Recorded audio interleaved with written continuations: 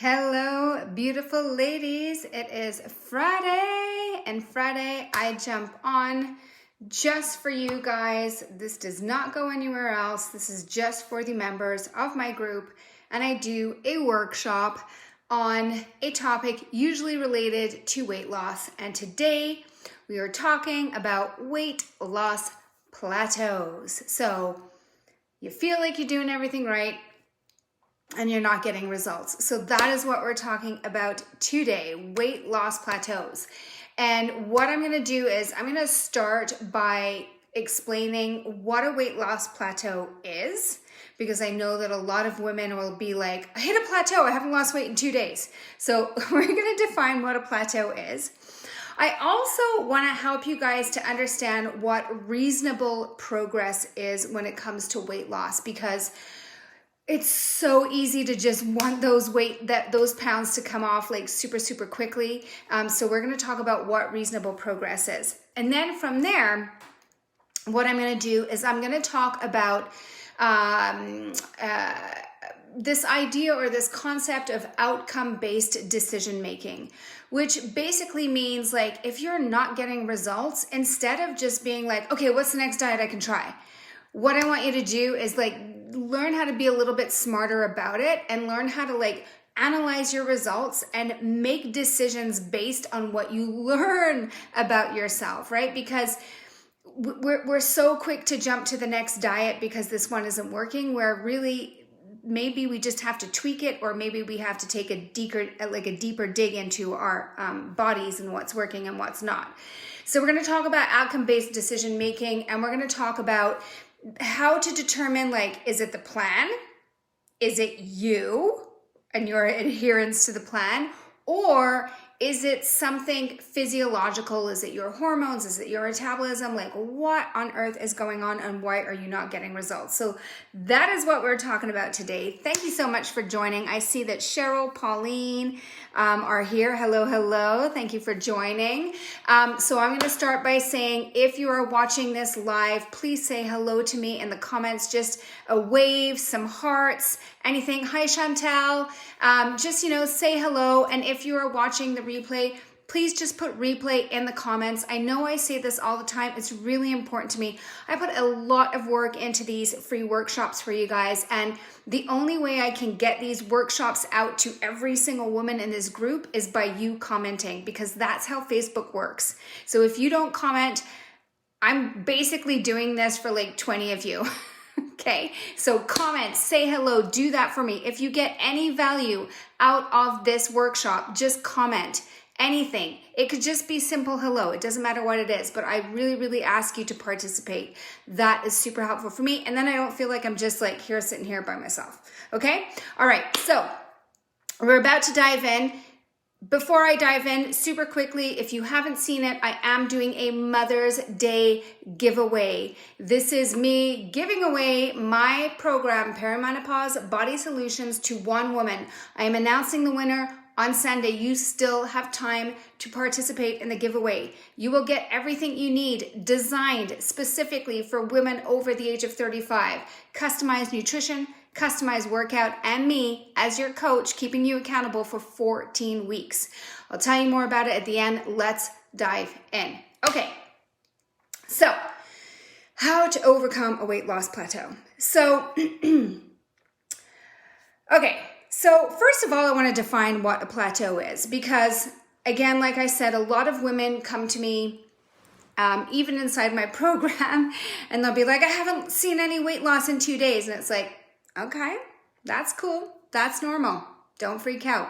So when it comes to even just defining a weight loss plateau, let's sort of agree that unless you have not lost weight or seen any progress for 2 weeks, it's not a plateau. It's just called normal weight loss. Okay. You are not going to see the number on the scale change every single day.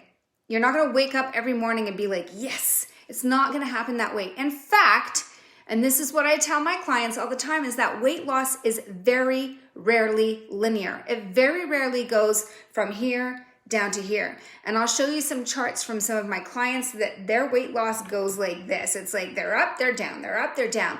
The general trend is down, but they're up and they're down. So one of the most important things is when it comes to figuring out if you've hit a weight loss plateau or if you're seeing progress is that you need to measure your progress, right? You need to measure it. And I say that you need to measure key indicators, and I say indicators with an S because there's more than one. And I would say do it at least like once a week, once every 2 weeks. And a lot of women simply look at the scale. They simply look at the scale. And if the scale doesn't budge, they're just like, yep, this is not working. You've got to stop focusing on the scale. You've got to stop focusing on the scale. What I want you to start doing, this is what I tell my clients to do. They have to measure their weight. So they do jump on the scale because it can tell us a lot, right?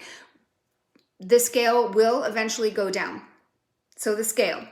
You've got to measure inches because your body composition can change. You can be building muscle mass and losing fat and see absolutely no progress on the scale, and your body can be changing. So you need to be taking measurements. So measurements like definitely around your waist, definitely around your hips, probably your thighs, maybe your bust, but you need to be taking measurements. Progress pictures. Progress pics.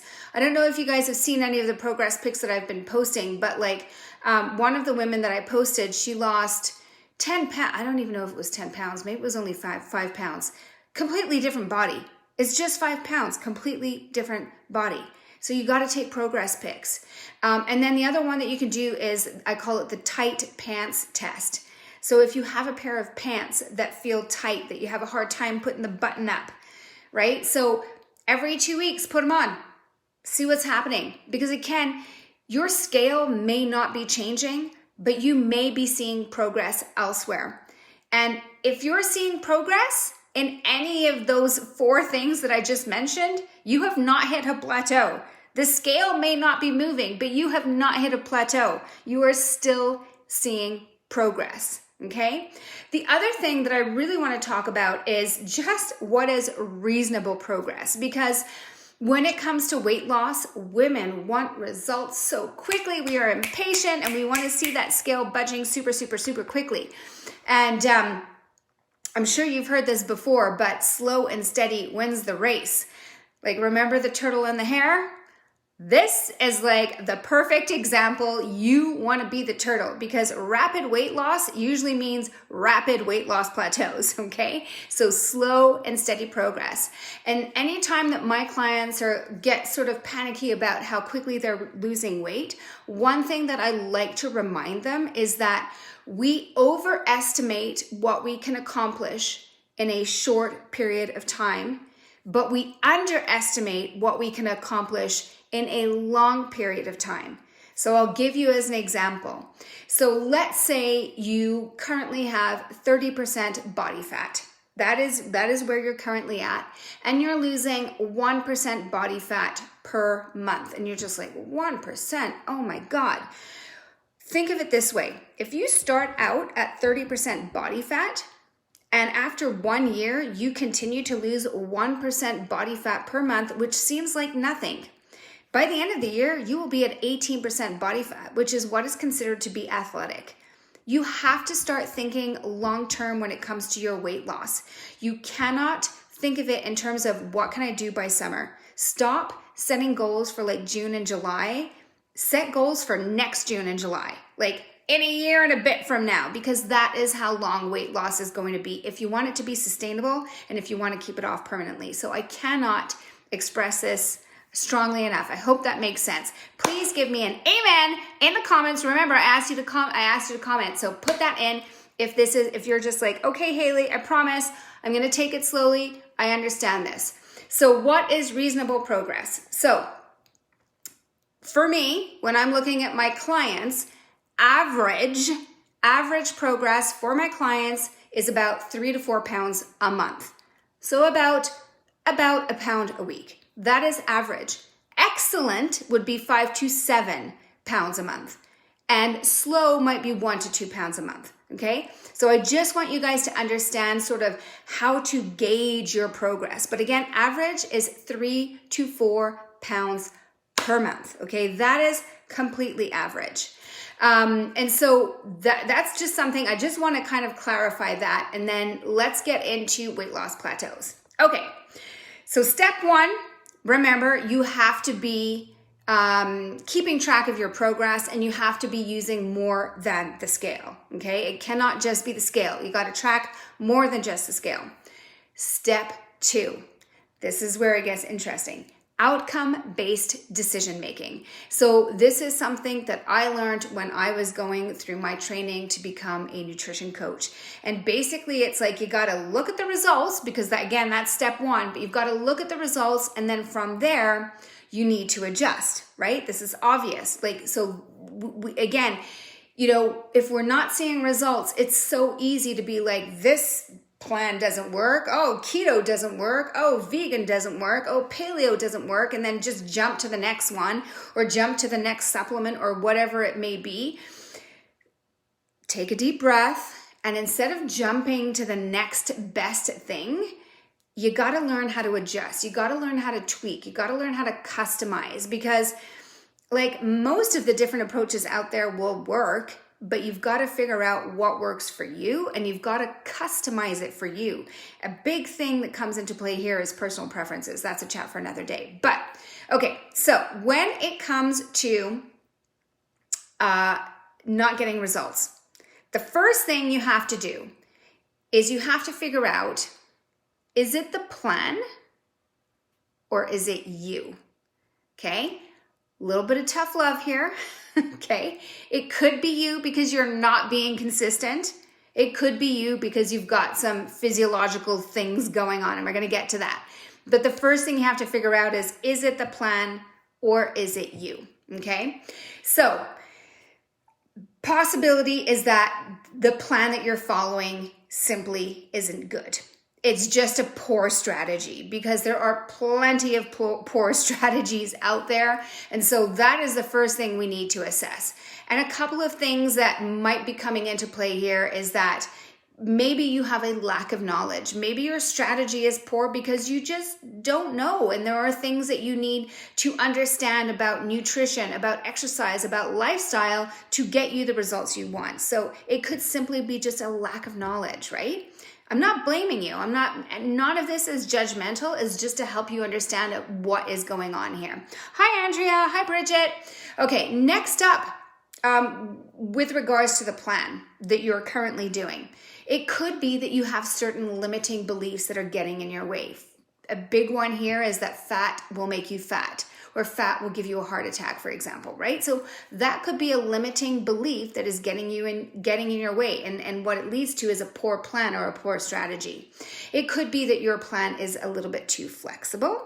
It could be that your plan is a little bit too strict, and you end up yo-yo dieting because you can't maintain it and it's not sustainable. Or it could be that you're following a very cookie cutter approach that was designed for all humans in the world, when what you need is a plan that was designed for women going through perimenopause and menopause, right? So you've got to first assess, like, is my plan the right plan? If your plan is not the right plan, you're probably not going to get results, and that could be the reason that you've hit a weight loss plateau, or you never saw weight loss in the first place. So step number 1 is to figure out, is this the right plan? So what you can do is, number one thing that I like to do is and I do this with when I'm talking with women who are thinking about joining my program, is I look at their different obstacles. Like, I ask them a ton of questions, and I want to know, okay, what obstacles, what is stopping this woman from reaching her goals right now? Is it that lack of knowledge?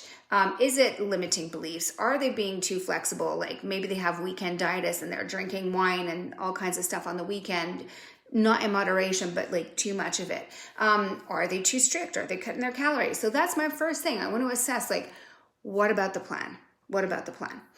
Now, if your plan is good, right? Because you might be on the right plan. You might have a great plan, but your problem might be that you're not adhering to the plan consistently, okay? Again, no judgment, but we have to be honest with ourselves here, okay? That could be the problem. And so in this sense, instead of having a poor strategy, you have poor adherence, okay? So that is also a possibility. Andrea says too flexible. Yeah, it could be, right? We've got to be honest with ourselves here. Okay, so what could be happening here if there is poor adherence? So many things. So it could be, again, like just a lack of understanding. So whatever plan you're on, maybe it wasn't explained properly, or maybe you misinterpreted it. I have come to realize that when it comes to giving my clients direction, I make it very precise, because women have not women in particular, everyone has a tendency to take information and just kind of like turn it into what feels good to them. There's a word for that and I can't even think what it is. But you know what I mean? Like, we can take information and we can interpret it to suit what we want it to be like. So it could be simply that. It can also be a lack of motivation, which in this time of our life is a very, very normal thing to feel. Like, so many women that are going through perimenopause and menopause, when I'm talking to women on the phone and they're describing where they're at, like, so many times there's like just like a lack of motivation, a lack of desire for self-care, lackluster for life. These are all real effects of hormonal changes. So no wonder you possibly have a lack of motivation to make changes to your nutrition and lifestyle. Like, there's lots going on. So again, no judgment. It could be that you have a lack of focus, right? Because you have 10,000 things going on, a big priority list, a big to-do list, and you're just really struggling to make yourself a priority. It could be that you're not planning enough, that you're trying to wing it, that you have an idea of what you've got to do, you know what you got to do, but you're not planning, you're not setting yourself up for success. It could be that you're focusing on the wrong things, or what I like to say, you're majoring in the minor, right? So you're focusing on little tiny things like, do you think like how much protein should I be having in my post-workout shake? Where you're not focusing on the big rocks. Like, maybe your focus is on like how much protein like post-workout, where maybe your focus needs to be on the fact that you're sleeping 4 hours a night, and that's why you're not losing weight, right? So we've got to learn to focus on the right things. It could be like various limiting obstacles. This is another thing that can really affect adherence, is just limiting obstacles that are probably easily solved. And it could be things like you go out to dinner too often and you don't know how to order, or you are really busy during the week and when you get home from work, you have like 30 minutes and you're just ill prepared, right? There are so many little minor things that can affect our adherence. But what we have to do is we have to take a look at it, right? We have to recognize if consistency is the main problem. Another big thing that comes up when it comes to consistency is emotional eating and stress eating. And again, no judgment. These are real problems that women have, and we have to recognize that that's what it is. And so the strategy that I would recommend is like, so A, right? Like, you need to assess if the plan is the right plan. And then B, you need to assess if you're actually adhering to it. This is really, really important. And a strategy that I used to give my clients, and I still do, for clients that are struggling to get results, is like, okay, give me a food journal. Send me 3 days of journal for 3 days. Write everything down. I want to know exactly what you're eating, when you're putting in your mouth.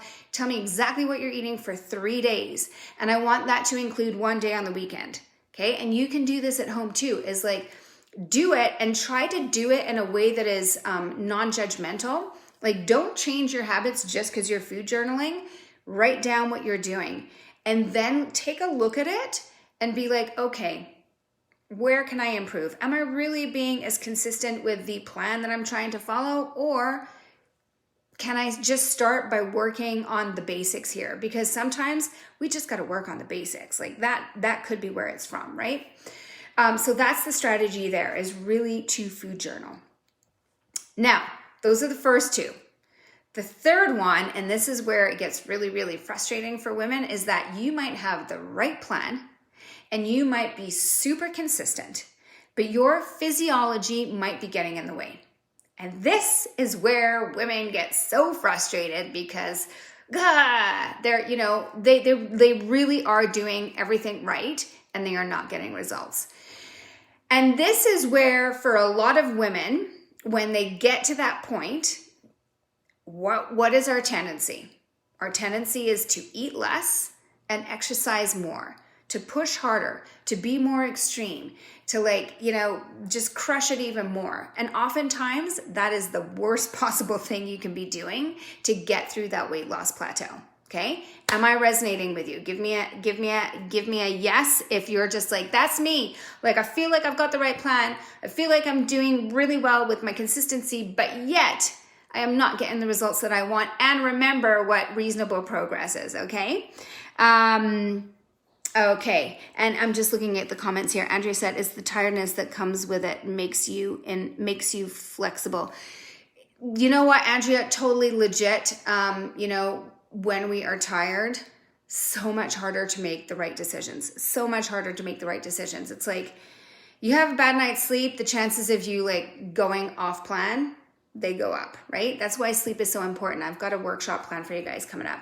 Okay, so like I said, a lot of women, when they feel like they're doing the right plan and they're being consistent, their first go-to is to exercise more and eat less. What I want you guys to know, and I think you've heard me say this enough, especially if you've been following me for a while, is that it is not always just about the calories. You have to start thinking about your physiology, your metabolism, your hormones, because yes, calories count. They really do. But your hormones, they have a massive impact on your ability to lose weight. So if you're not thinking at all about your hormones and you're just focusing on the calories, you got to make a mindset shift. You got to make a mindset shift. And that mindset shift might be that, and I asked this a few weeks back, like when it comes to weight loss, do you think I lose weight and I'll get healthier? Or do you think I'm going to get healthier and I'm going to lose weight? And I didn't really comment on it. And I think, they are both true, but I think that when it comes to weight loss plateaus, for a lot of women, what you need to understand is that in a lot of these circumstances, patience, because you probably need to heal your body before you can see the weight loss. You've got to heal your body to see the weight loss. It's not going to happen the other way around. And pushing to get that weight loss is probably going to push your body and your hormones and your metabolism deeper into whatever imbalance they are in. So I really want you to kind of, again, stop seeing this whole weight loss as like, I'm going to hit this target by summertime and head to the beach in my bikini. It's like, let's extend it. Let's try to visualize this as a project, as opposed to a diet, as a lifestyle, as opposed to a diet. I'm not a big fan of these little short-term diets to get quick weight loss results. I think you guys know that, but we really have to focus sometimes on healing the body. So I am going to quickly say, however, this is just a very short little parenthesis here, but if you have been on a certain plan and you have been losing weight successfully and you suddenly stopped, I would go back and reassess how many calories you're eating, because let's say you started out at, 175 pounds, and now you're down to let's say you're down to 140. As you lose weight, your metabolism will slow down. You will need less calories as you lose weight. So you may need to relook at how many calories you're eating, and you may need to reduce your caloric intake, because it does matter, it does count, but there's just more to the whole sort of equation than calories. So here are some of the more common physiological causes of weight loss plateaus that I see in women that are on the right plan, or what I consider to be the right plan, which, as you guys know, is a lower carb approach. And they are also adhering, right? They're being consistent. So here are some of the things that may come up. Metabolic compensation. So I've talked about this before. They're on the right plan. They're doing all the right things. They're being consistent. They're not eating enough calories. I know that sounds weird, but if you're not eating enough calories, you will downregulate your metabolism. Everything will slow down, and what your body used to need, or what used to work for you to lose weight, will not work anymore because you've got a slower metabolic rate. And so that is a really, really, really common thing that I see in so many of the women that join my program, where I get them to actually start eating more food and they start losing weight. I know it sounds weird, but I'm telling you. The other thing that comes up, the other big one, is you can call it rushing women's syndrome. Rushing women's syndrome, which basically the hormonal sort of craziness that's going on there is that you're basically chronically stressed out. Your cortisol levels are off the chart. Your adrenals are malfunctioning, and you're not going to lose weight because when the body is producing that much cortisol, it's going to hang on to fat because your body is just like cortisol. It's like, it's the stress response, right? Your body doesn't understand the difference between your emails and like a bear or a feast or a famine, not a feast, or like a tribal war, because again, our brain is pretty primitive. And so it's just going to hang on to all of that weight to protect you. And until you learn to kind of manage those stress levels and allow your body out of that fight or flight response, you're not going to get the results that you want. You're just not going to get them. And that is like such a big reason for the weight loss plateaus. Okay, next one up is inflammation. Inflammation, when the body is inflamed, it holds on to weight. And so, you got to get tested. You got to figure out if you are inflamed. Some of the major causes of inflammation: stress, food sensitivity. So you're eating foods that simply your body just doesn't like. Gluten and dairy are two really big ones. Try eliminating them for 1 month and see what happens. Or you have a very inflammatory diet. That could be potentially what is getting in your way. Even if you're doing keto, right? You could be doing keto, but eating all of the wrong foods and causing inflammation in your body. Next up is insulin resistance. And, insulin resistance, I just did that whole mini-series on insulin. If you didn't catch it, you can comment below, mini-series on insulin, and I'll send it to you. But essentially just understanding that if you have chronically high levels of insulin in your body, you're not going to lose weight. You will not lose weight. Even if you're eating super awesome whole foods, you will not lose weight. There's a couple of different reasons you can have insulin resistance. Some of it is related to food. Some of it is related to stress, but insulin resistance is a big one. Another big one is insomnia. And again, this is a super big thing in perimenopause and menopause. It's one of the signs and symptoms of this whole menopause transition is insomnia. And that might be because of hot flashes or night sweats, or anxiety, or like just having all these crazy thoughts, because these are all things that women experience through menopause. Like I said, I'm going to do a workshop on this because I think it's really, really, really important.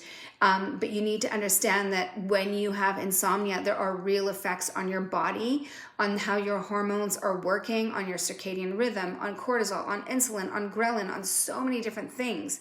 And so you could be eating like quite well, but if you have insomnia, it could be throwing everything off. And so it's a really big one there. Estrogen dominance is another one. So when estrogen is in balance, women tend to do quite well with weight loss, but if they have very high estrogen levels in relation to progesterone, which is typical of perimenopause, for the most part, then it can cause weight loss resistance. And for that, we have to start thinking about liver detoxification. We have to start thinking about how we can avoid excess estrogens in the environment. Lots of different tips you can do there. Another big one is hypothyroidism, which again menopause, perimenopause, we just have a tendency to start developing hypothyroidism. And I'm about to start a series on hypothyroidism, but it slows down the metabolism and it causes weight loss resistance. And then the last one is leptin resistance. That's another hormonal shift that can happen where so leptin is a hormone that tells you when you're full. But if your body resists it, then you start producing leptin when you eat, and your brain is just ignoring the message. So you're constantly hungry. So that could be the issue too. So there are a lot of different, again, sort of physiological, hormonal, metabolic things that can get in the way. So what do you do? What do you do? So again, as I said, stop focusing on the calories. Right? Stop focusing. If that is your kind of approach, if you're just like, I'm on the right plan, I'm like cutting my calories, that is not the right approach. What you need to do is you need to start working with your physiology, not against it. You've got to start working with your hormones, not against them, with your metabolism, not against it, right? You have to start thinking about more than the calories. That is such a key component here. The next thing that I would do, the next strategy that I would do is I would get tested. So you can get tested for everything that I just talked about pretty much, right? Like if you're like, I really feel like I'm doing everything right, Haley, like I truly believe that I am and I'm still not getting results, then you got to dig deeper. You got to figure out which of these sort of physiological reasons is causing that weight loss plateau. You can test for insulin resistance. You can test for inflammation, adrenals, thyroid, leptin, inflammation. You can test for all these things because you've got to kind of pinpoint.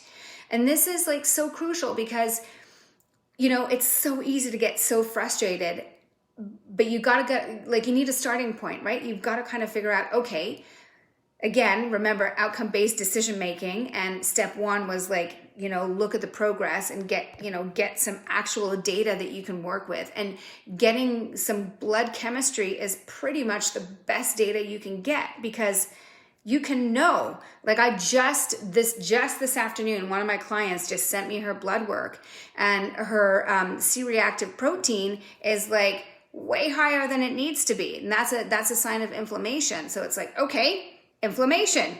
Okay, we've got like something to work with. We know that inflammation is off, so we can work with that. But you've got to get those tests done.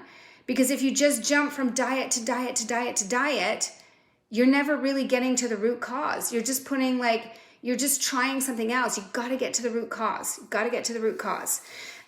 So I know I didn't go into every single one of those and tell you exactly what to do because I don't even know how long I've been blabbing on for.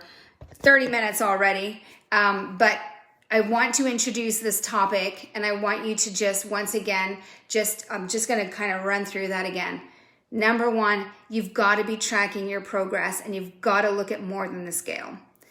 Number two, using your results, you've got to make outcome-based decision-making. The first step is to figure out, are you on the right plan to the best of your ability? And are you adhering to the plan? And if the answer to those two questions are yes, and you're still not getting results, then there's probably some kind of physiological obstacle that is getting in the way. And that is when you've got to go and do those tests and figure it out and figure out what imbalance is happening and so that you have an idea and you're not just like trying every last thing left, right, and center to really get down to what it is. Now, of course, the final strategy is to hire a coach. And it doesn't have to be me. It can be someone else. But if you're like totally feeling frustrated here, if you're just like, okay, this is all so overwhelming and I just need help, hire a coach. Have someone help you. Have someone guide you. Sometimes just having someone that's out of your bubble come in and help you can be so helpful of taking like an objective assessment of what you're doing. You can, like I said, it can be me. It doesn't have to be me. As I said at the beginning, there is a giveaway right now to join my program. And inside my program, what I can promise you is that I'm going to give you a nutrition plan and a workout plan that was designed with your hormones in mind. So I have done a lot of this work for you because I already know what your hormones are doing and I know what a lot of the obstacles are going to be. And I've put that into my plan. I've taken that into account. So I would definitely highly encourage you to participate in the giveaway if you have not done so already. You can always book a free strategy session with me and we can talk a little bit more about what my program entails, whether it's a good fit for you, whether I can help you, and at the very least give you a little bit of an action plan of where to go from there. I hope this was helpful. If you guys can give me a big thumbs up in the comments if you found this beneficial, I would really appreciate it. I'm going to be working, the next workshop is either going to be like jumpstarting your metabolism or sleep. I'm not too sure yet. It's going to be one of those two. But if you like these Friday workshops, please let me know. Thank you for watching. Happy Mother's Day. I hope you all get to celebrate this weekend. Don't be too strict on yourself. I know I'm going to be enjoying some mimosas on Sunday, and I think I'm going to do lobster on Saturday night, so I'm pretty excited. Thank you so much. Have a wonderful weekend.